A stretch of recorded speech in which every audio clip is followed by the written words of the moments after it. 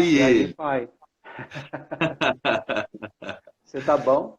boa noite, meu querido. Deus abençoe. Eu tô bem, e você? Boa noite, graças a Deus, tudo bem. Na correria da vida, mesmo na quarentena, mas tudo bem, graças a Deus. Pois é. Vocês estão em casa, mas estão estudando online, né? Faculdade não para, a vida não para, né? Ler, estudar, trabalhar, comer e dormir. Isso mesmo. Principalmente comer e dormir, né? Que nós estamos nessa época É, de engorda. Nós estamos na época de engorda pois para o é. Natal agora. Meu querido, boa Hoje eu noite. vi, boa Pode falar. noite. Hoje eu vi uma coisa engraçada, alguém disse assim: eu pedi para que o feriado do carnaval emendasse até o Natal, mas eu não estava falando sério. Eu também vi uma semana passada assim. Janeiro teve 40 dias. Fevereiro, eu esqueci qual que foi lá. Né? Março, só domingo. Bem isso. Bem isso mesmo. Richard, seja bem-vindo, Deus abençoe. Com muita alegria que nessa noite nós estamos aqui juntos para podermos partilhar um pouco sobre esse tema, né, que nós estamos tão envolvidos, um tema que acreditamos que se faz tão necessário ao mesmo tempo, porque num mundo em que o pecado, as coisas, né, a ganância, toda essa podridão do mundo, ela deturpa, né, o belo e, e neste e nesta noite, claro que nada ninguém é melhor, eu acredito, uma providência divina do que você para nós partilharmos juntos sobre essa questão da arte como meio de evangelização para a Igreja Católica neste mundo contemporâneo que nós vivemos hoje, um mundo onde a cultura é tão depravada, uma cultura tão vazia, músicas vazias, uma arte tão voltada, tão inclinada, né? Se é que eu posso dizer isso, uma arte tão inclinada para as questões de gênero e política e enfim, né? Nós vivemos num tempo, eu acredito que, deixa eu chegar um pouquinho aqui, eu acredito que um tempo de muito desafio para a arte cristã, né? Para a arte cristã católica autêntica. O que você acha disso? A arte é sempre um desafio, sempre, sempre foi, né? Eu acho que por expor ou por revelar a profundidade da alma humana, sempre é um desafio. Há muito tempo atrás eu ouvia uma palestra e aí a pessoa ela dizia assim que arte e mística têm muito a ver, são muito parecidas, porque tanto quanto na arte, a mística, o místico ele nunca é dono da própria mística. É sempre um movimento de Deus na direção da pessoa. E a pessoa, ela como que é tirada de si na direção de Deus. A arte também é um pouco disso, é muito parecido. O artista, quando ele cria, ele coloca para fora algo que não é dele. Por isso que a gente sempre diz que quem cria participa do dom criador de Deus. É como se Deus comunicasse para a gente uma parcela do seu dom criador. E os artistas são essas pessoas que têm essa sensibilidade na alma, não de fazer alguma coisa, mas de estar aberto a esse dom criador que Deus continua movimentando dentro de nós. Então a arte sempre vai ser um desafio, porque tem muito a ver com abertura de coração, né? E aí, quando a gente fala de arte na evangelização, arte católica ou arte cristã, muito mais eu costumo pensar que qualquer pessoa que faz arte, ela reza um pouco. E às vezes na igreja a gente faz coisas tão medíocres porque a gente reza pouco.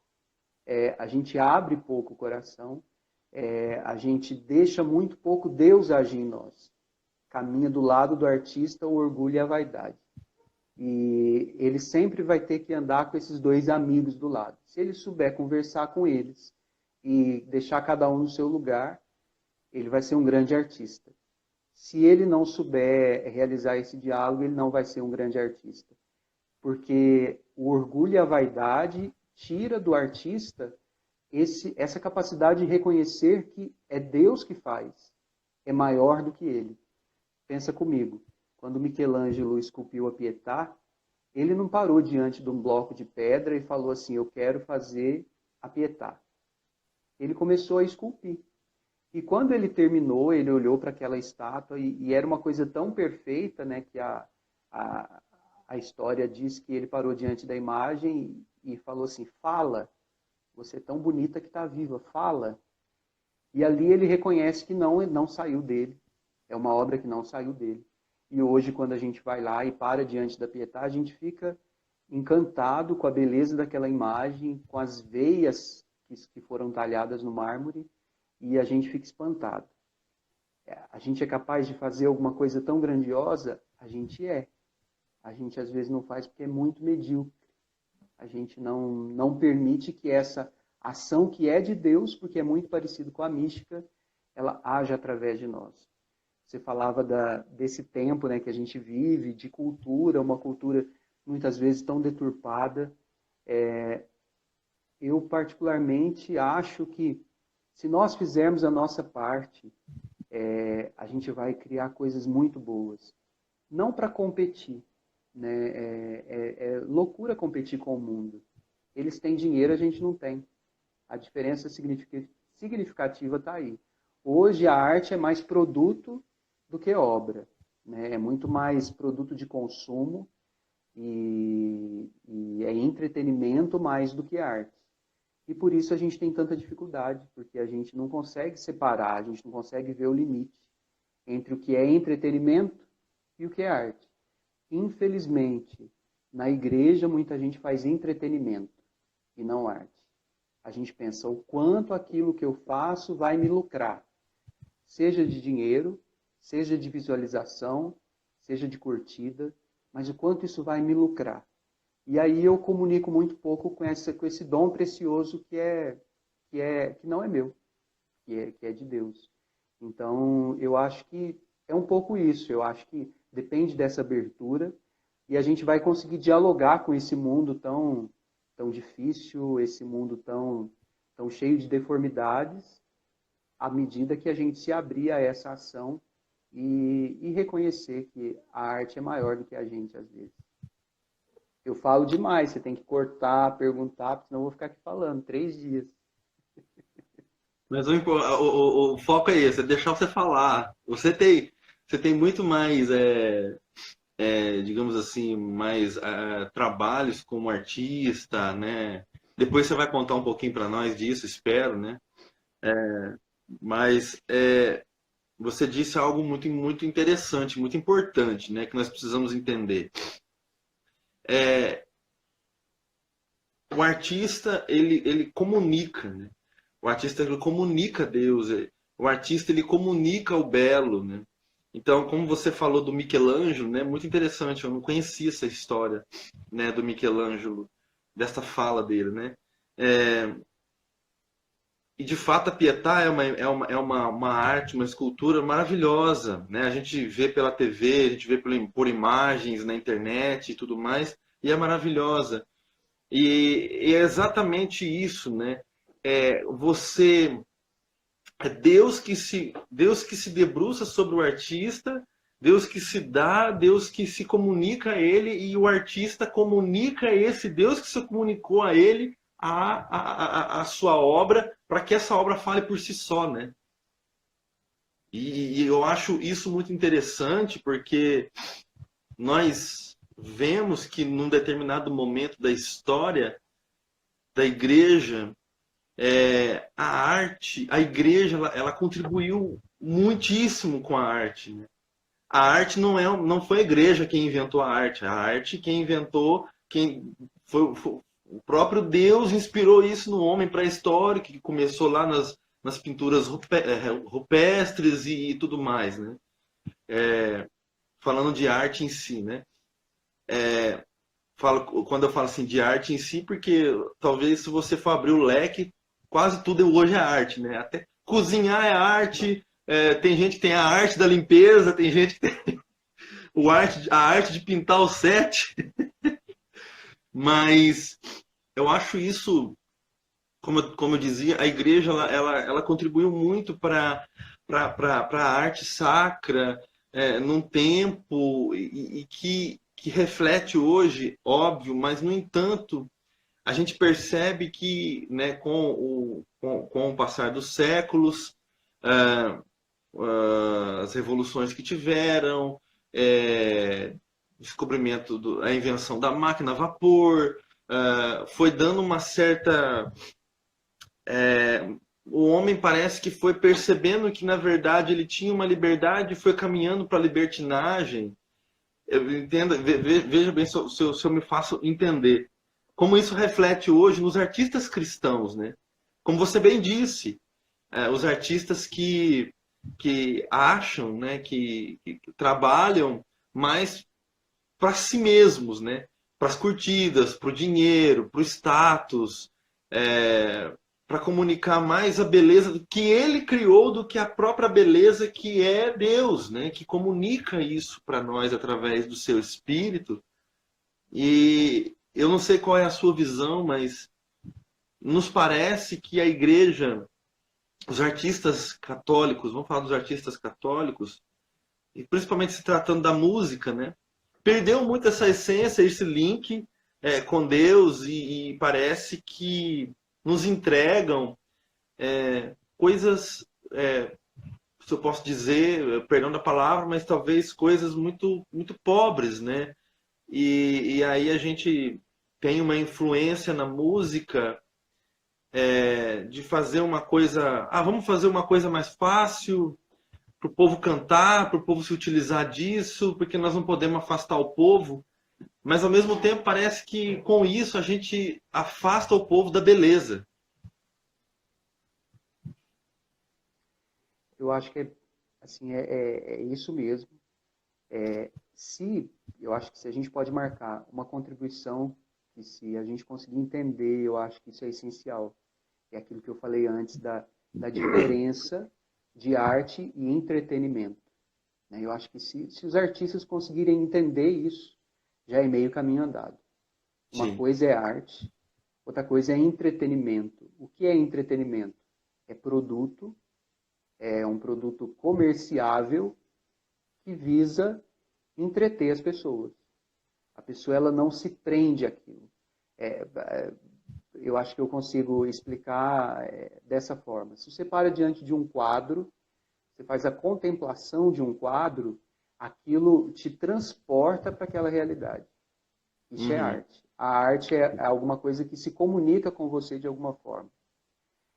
O entretenimento, uma propaganda de televisão é um entretenimento. É alguma coisa que foi pensada e às vezes até tem muito de arte, né? E cada vez essas produções elas são de melhor qualidade, mas ela visa simplesmente entreter as pessoas. Talvez não acrescente nada no que a pessoa é, ou não se comunica tanto com a pessoa ao ponto de levar ela a se questionar e tal. Quando isso e essa dinâmica do entretenimento é o que rege o mundo a partir da invenção da televisão e depois das redes sociais e da internet como um todo, a partir do momento que isso começa a ser o motor da sociedade, também os artistas na igreja se enveredam por esse campo. Porque é muito comum a gente ouvir assim, eu trabalho com música. O dia que eu digo eu trabalho com música, a música para mim já não é mais um dom, é um trabalho. Então, se eu trabalho com música, eu posso até fazer com muita qualidade, eu posso ser um bom instrumentista, eu posso ser um bom cantor, mas eu sempre vou estar pensando o que é que aquilo vai me trazer de benefício. Muito mais do que o que eu estou dando de música. Se a gente pega os grandes gênios da música, a maioria do tempo eles passavam compondo e tocando. Se nós temos essas músicas hoje, é porque depois isso foi gravado, depois alguém distribuiu, mas a preocupação daquele artista era muito mais contar uma história. Por isso que a arte, ela sempre reflete o momento e a vida da pessoa. Não existe arte descolada da vida. Se você vê todas as obras que eu já fiz, você vai conseguir me reconhecer nelas.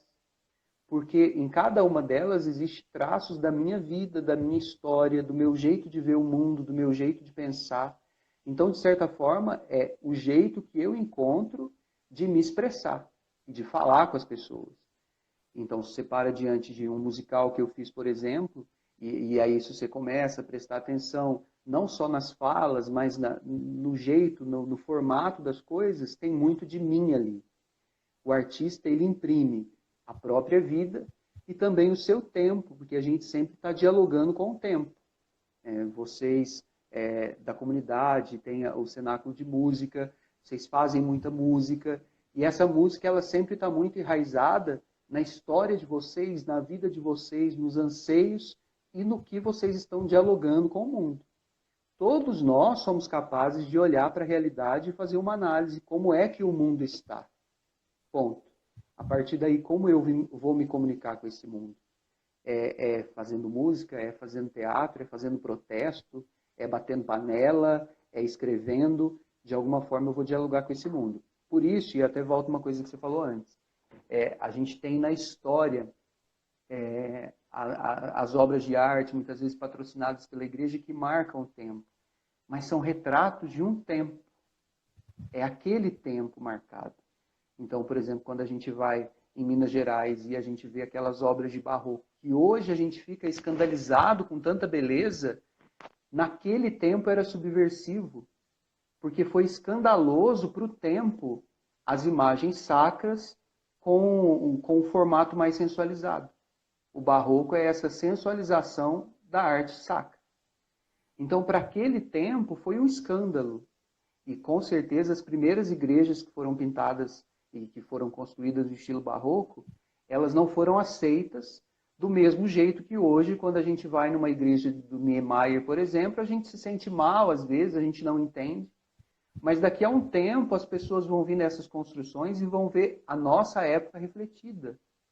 Porque, uma vez, alongando só mais um pouquinho nessa questão da arquitetura, que eu acho interessante. Fique livre. Se a gente para pensar, por que as nossas igrejas hoje são vazias? Por que as nossas igrejas hoje têm poucas formas, não têm muitos arcos, muitas vezes são brancas e a gente até fala assim, as igrejas hoje são uns caixotes, ou são umas construções que ninguém entende. Porque a gente vive num tempo de tanta imagem o tempo todo, a gente está o tempo todo rodeado de imagem. É televisão, é a tela do celular, a gente sai na rua, é propaganda em todo lugar, que de certa forma, quando a gente vai ao encontro de Deus, a gente precisa dar um basta nisso um pouco, para falar só com Deus. Diferente daquele tempo, que as pessoas não tinham outras referências. Então, para se encontrar com o belo, elas precisavam ir num lugar que tivessem muitas figuras, para que as figuras fizessem com que elas transcendessem a realidade. Eu vivo numa realidade que não existe quase nada, então quando eu entro numa igreja, eu me transporto para aquela beleza tão grande, que parece que aquelas catedrais antigas, né, medievais, e mesmo essas igrejas barrocas, parece que vai estourar o céu e a gente vai subir junto com aquilo tudo. No nosso tempo acontece o movimento contrário. A gente está tão cercado de imagem, a gente está tão cercado de informação o tempo todo, a gente está sendo atingido o tempo todo por vídeo no celular, televisão, propaganda, e que quando a gente para falar com Deus, se a gente está num lugar que não tem quase nada, o acesso com Deus ele é quase que imediato. Experimenta estar num lugar vazio e pensa em Deus. E aí você vai se transportar muito mais rápido. E aí, por isso que, muito provavelmente, essa seja a expressão do nosso tempo. A expressão de arte religiosa do nosso tempo. Mas existe um momento de transição e por isso de confusão. Ao mesmo tempo que a gente tem essas igrejas, a gente tem outras igrejas que são rebocadas ou que estão tentando resgatar aqueles elementos do passado que parece uma coxa de retalho. É muito de muita coisa, de muita informação, e a gente sabe o que é. Eu disse isso com relação à arquitetura, mas isso serve para todas as outras coisas. Qual é a musicalidade do nosso tempo? Qual é o jeito que nós nos comunicamos com o mundo do nosso tempo? Se você, hoje, tentar fazer uma música como fez Beethoven na época dele, você vai ter um público reduzido que gosta desse estilo de música. Qual é a música que vai me fazer me comunicar com essas pessoas? Isso não significa fazer o mesmo que todo mundo faz. Mas por isso que eu preciso dessa interioridade que vai me fazer entender como é que eu vou me comunicar com as pessoas. A mesma coisa com relação à arte. A gente pode ir na Broadway e ver um musical lindo da Broadway, ou a gente pode assistir uma peça clássica muito famosa, mas existem algumas coisas que são próprias desse tempo e que é próprio de quem faz.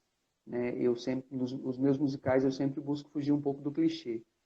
E eu sempre gosto de deixar lacunas para que as pessoas assistindo, elas se questionem e elas possam ir para casa depois de assistir, pensando naquela cena ou pensando naquela ideia que ficou solta, porque, de certa forma, é o jeito que eu encontrei de fazer com que a pessoa leve para si um pouco do musical e deixe um pouco de si ali.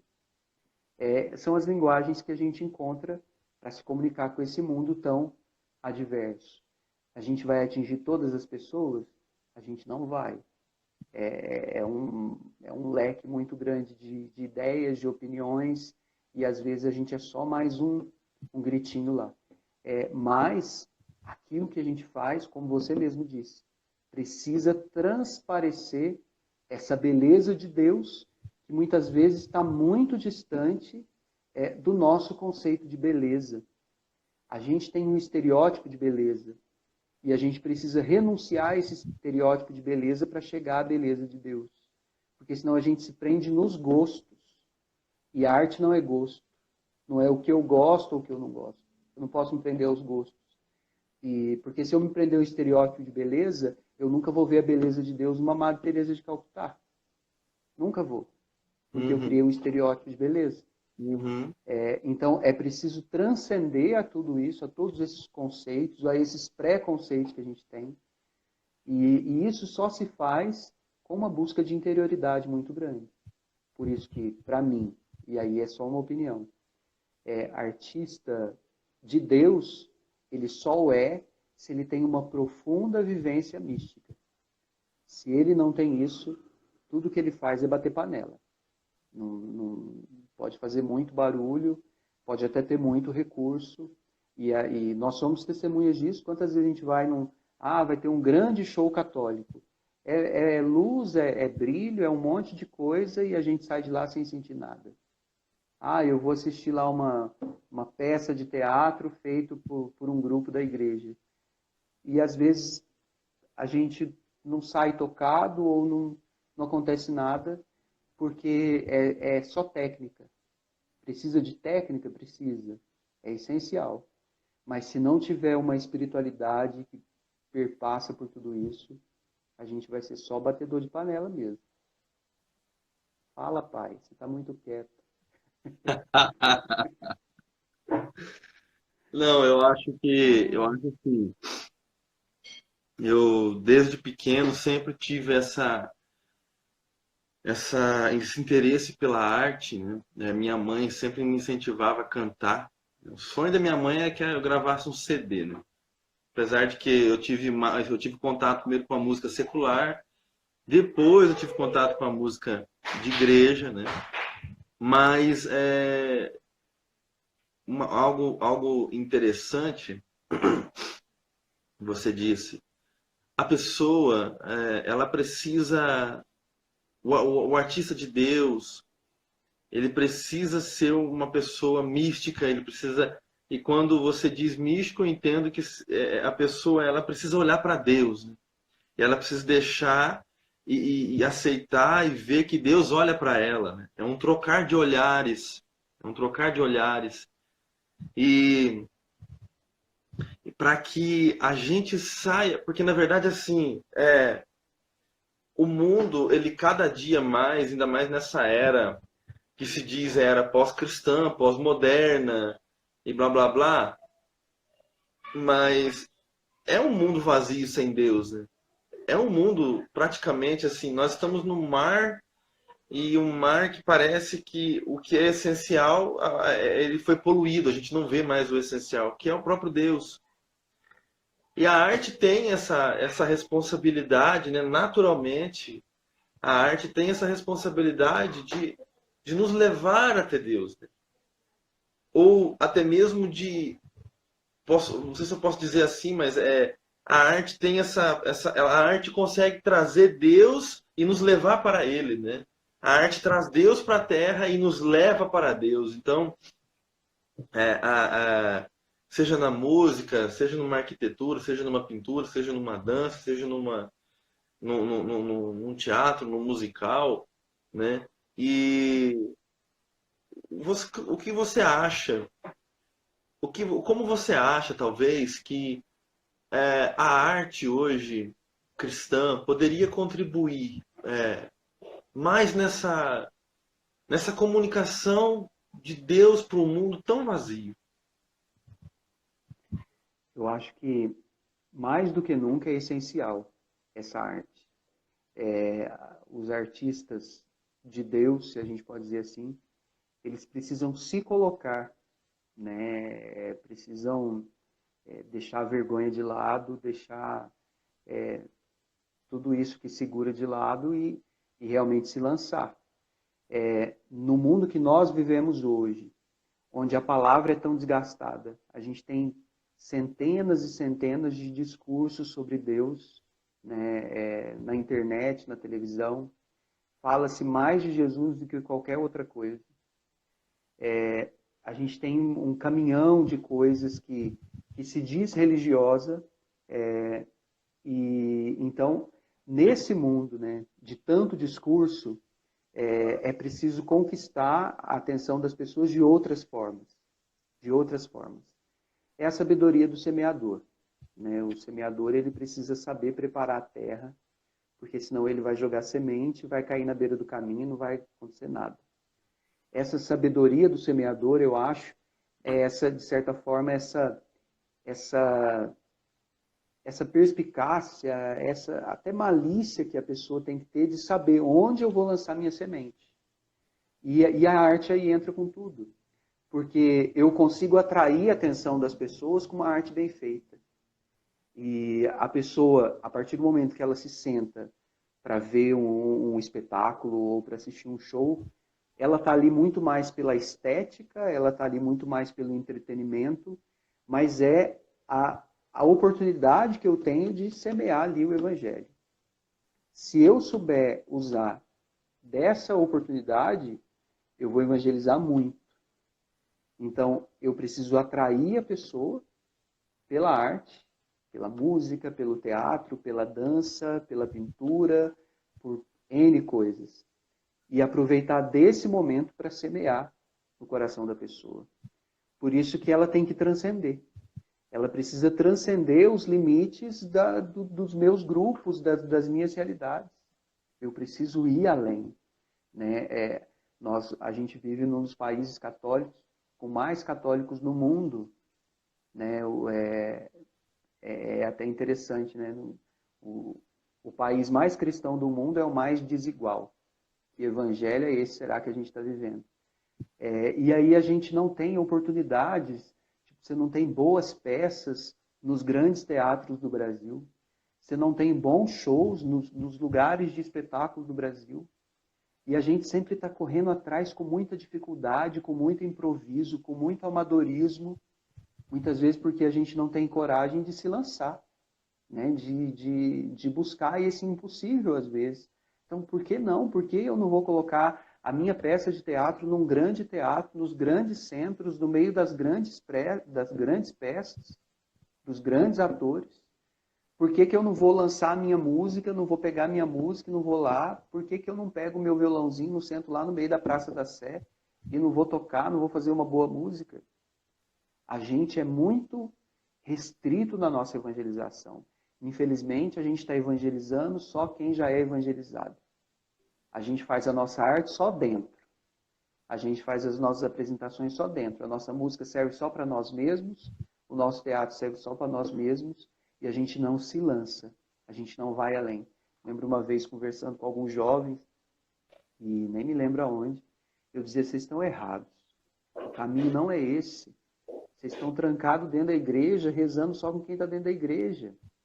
Vocês têm a força de ir além, de ir para a rua, de ir para a praça, de rezar lá na praça, de se apresentar lá, de fazer música boa lá, e de atrair aquelas pessoas que estão lá fora. Porque senão a gente fica só no discurso de que a realidade é difícil. Mas a gente não se lança na realidade. A gente não vai lá e não se joga, não faz. Então, mais do que nunca, eu acho que a arte é uma ferramenta muito eficaz e vai ser cada vez mais.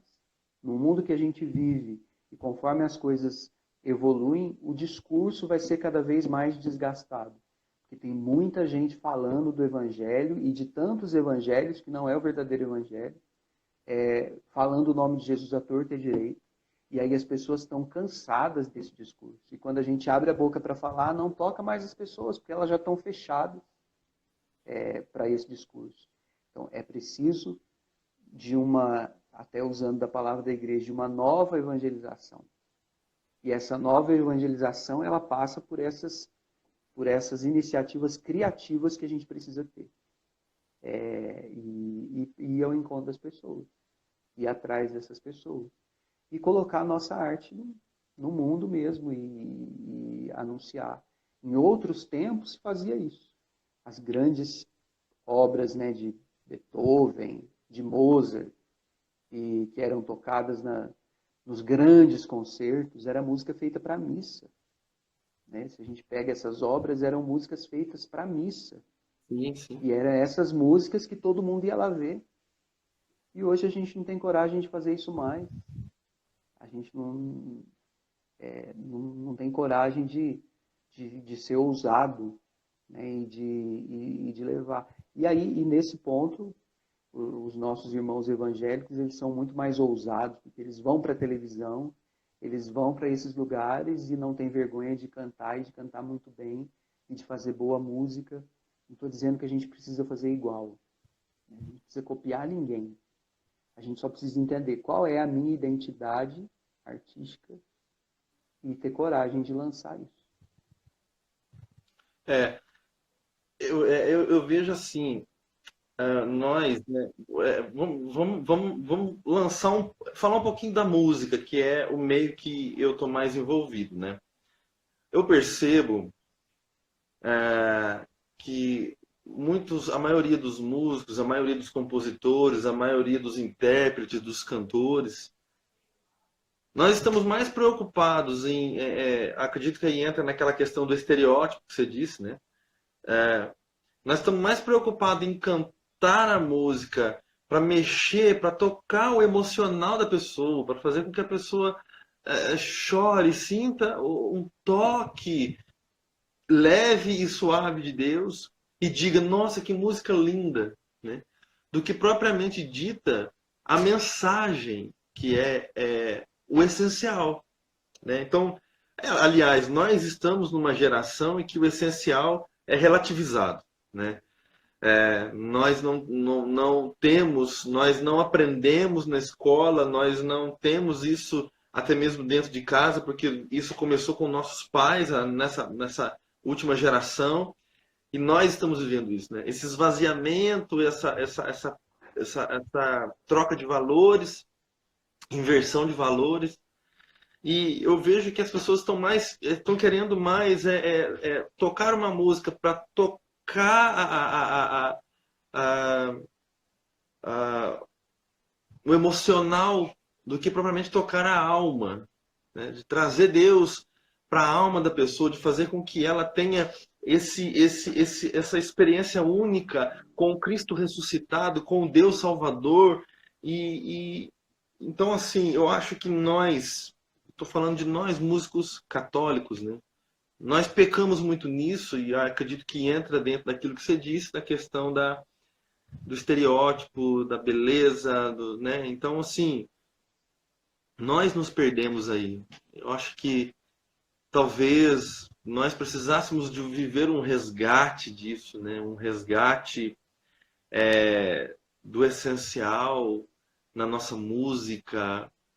Estou falando da música porque como eu disse, eu repito, é a minha propriedade, né? Eu não tenho tantas outras coisas para falar, não tenho experiência em outras coisas para falar, mas eu percebo isso. E aí é o ponto que você disse dos nossos irmãos protestantes, né?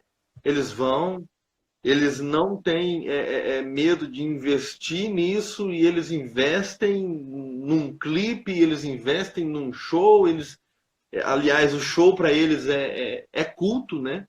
Então, para a maioria deles é culto e eles vão, eles estudam, né? Eles estudam, a maioria são músicos que estudam música, seja numa faculdade, ou seja num conservatório, ou seja como professor particular, numa escola particular, enfim, são pessoas que estudam, são pessoas que treinam, são pessoas que ensaiam. E muitas vezes nós vamos para, eu digo muitas vezes até eu mesmo peco nisso às vezes, por questão da a gente se deixa levar por esse mundo corrido, por tanto ativismo, e a gente vai para as nossas celebrações eucarísticas e fazendo as coisas na coxa, né? Como diz aquele ditado, nós fazemos as coisas nas coxas, vamos empurrando. Ah, é para Deus mesmo, né? Então Deus não vê isso, Deus vê a minha intenção de coração. Olha como que é a nossa razão, né? Deus vê a minha intenção de coração. Eu entendo que assim, a intenção do coração é aquele apelo para o essencial, né? A intenção do meu coração. Mas qual é a intenção do meu coração? A intenção do meu coração, inconscientemente, é um apelo para o essencial. É essa sese que eu preciso fazer e eu não faço.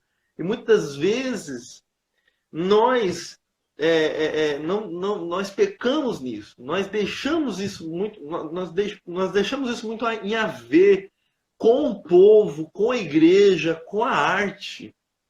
Você concorda?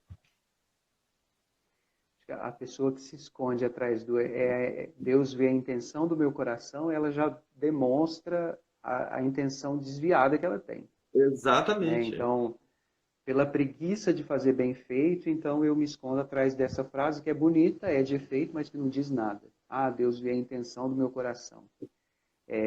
A intenção do meu coração precisa ser sempre fazer o melhor que eu posso. Porque eu não estou fazendo para qualquer um. Se eu digo que estou fazendo para Deus, só isso já é um bom motivo para eu fazer o melhor de mim. E quando eu tiver feito o máximo do máximo que eu conseguir, eu olhar para mim e falar assim, foi mal feito ainda, porque Deus merece muito mais do que isso. Deus merece muito mais do que isso.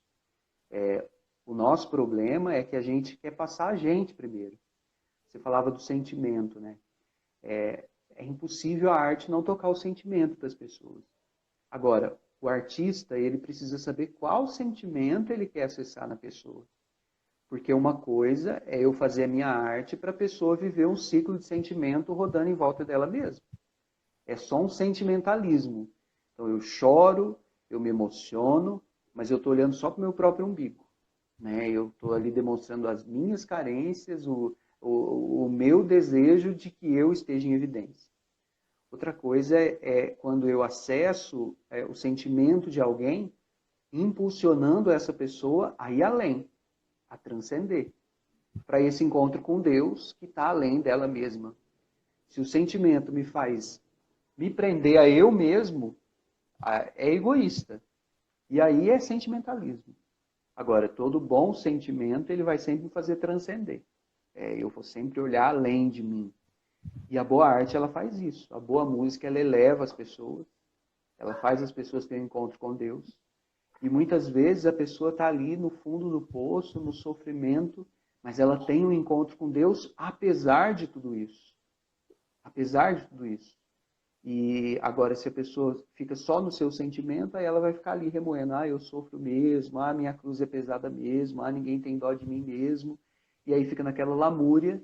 E às vezes, para o artista, isso é bom, porque se você está cantando e você vê 3 ou 4 pessoas chorando, você já se sente. Nossa, eu estou ungido demais, porque olha o povo chorando. E aí, às vezes, eu incentivo aquilo, né? E aí, nossa, e vamos. E é diferente o choro quando você vê que a pessoa ela realmente foi tocada para transcender a ela. Eu queria dar um exemplo que para mim foi muito marcante nos últimos tempos e que tem a ver com vocês da comunidade.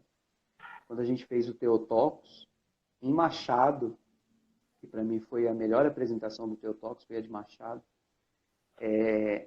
a cena que a Camilinha, com o Mateus nos braços, né, representando Nossa Senhora, com Jesus morto nos braços. E aí ela canta a música, né, para ele, que é a mesma música que ela cantou para o bebê, mas que ali ela canta com um sentimento tão à flor da pele, né, que não sei para quem estava assistindo, mas para mim o arrepio subia do braço, vinha na nuca e voltava, e a vontade era entrar lá e amparar aquela mulher chorando daquele jeito, engasgada, e as palavras iam saindo, e as palavras iam sendo choradas, e a música ia saindo com muita dificuldade. Não teve uma pessoa naquele teatro que não chorou. Só que as pessoas ali, elas não choraram por causa dos próprios sentimentos. Mas foi um choro de transcendência. Ninguém ali conseguiu ficar impassível diante da dor, não da Camila. Ela estava interpretando, nem do Mateus, que estava quase morto. Mas era a dor de Maria e a dor pelo filho morto nos braços. Então, esse é um sentimento que transcende. Quando a gente chora assim, né, tem todo sentido. Então, acessar esse sentimento das pessoas é muito enriquecedor. É diferente de confirmar os sentimentos da pessoa e fazer ela ficar nela mesma.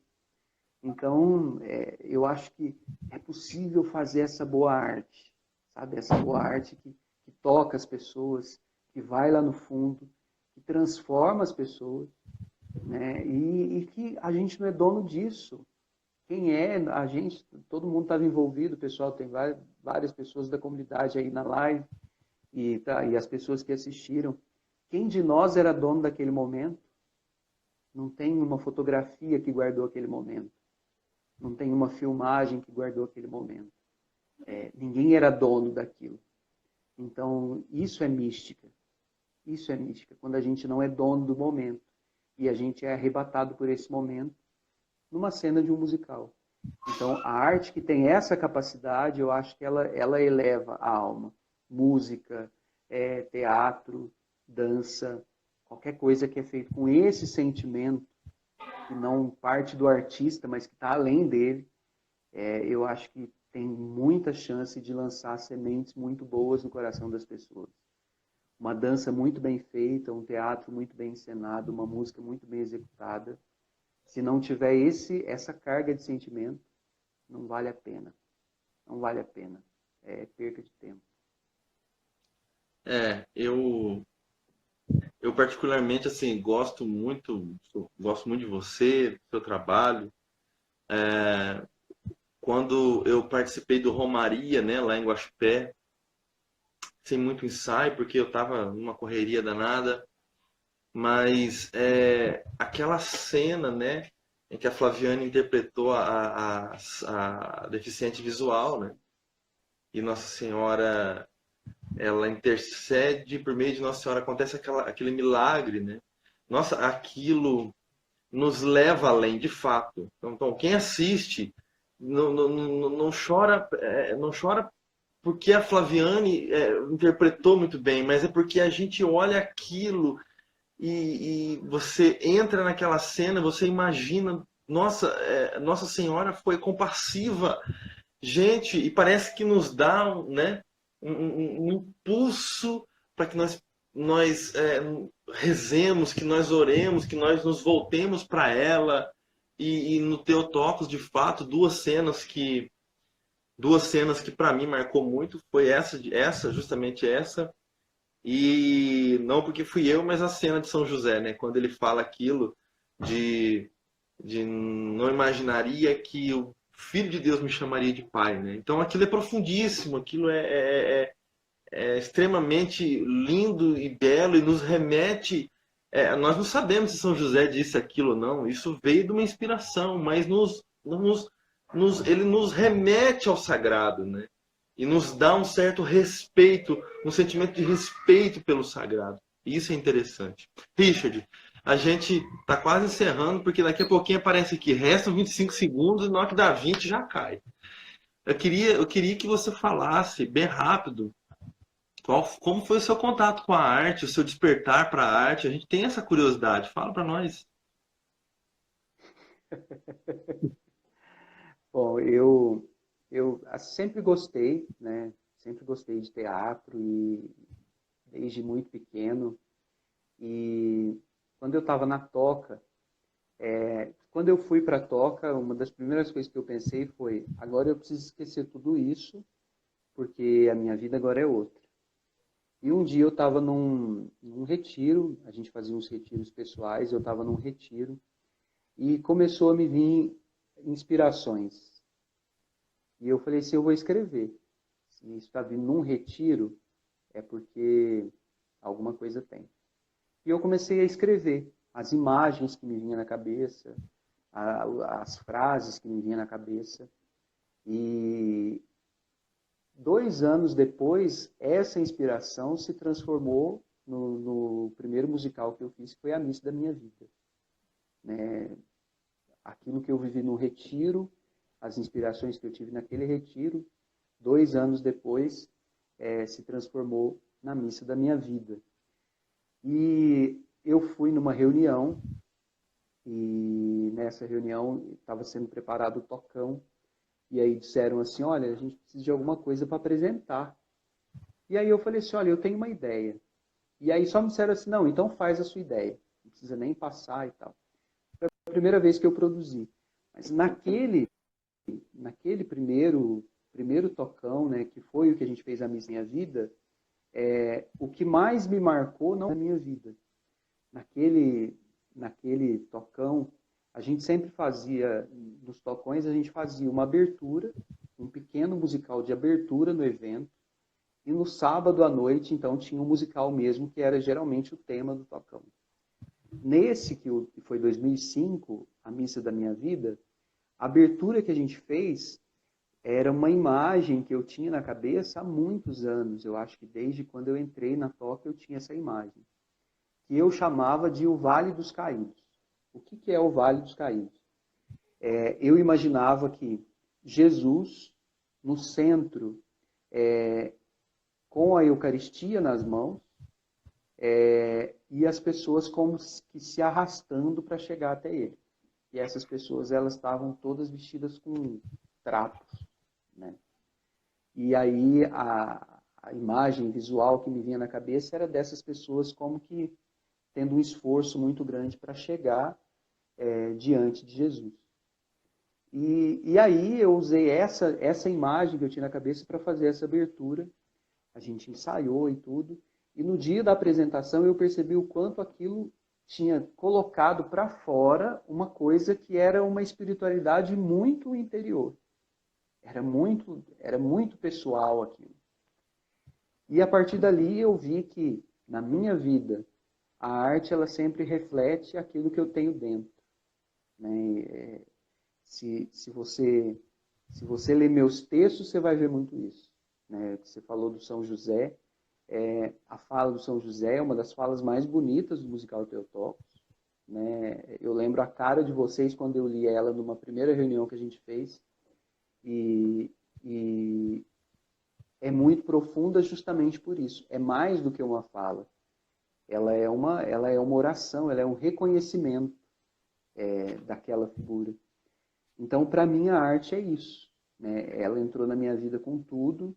Na Toca, eu trabalhei muito com arte. Depois, quando eu saí da Toca e aí vim para o seminário, eu falei: não, agora realmente, agora eu enterrei mesmo, não dá mais, porque agora não tem nada a ver. E não teve um dia nesses anos todos que eu não tivesse envolvido com alguma coisa, que eu não tivesse fazendo alguma coisa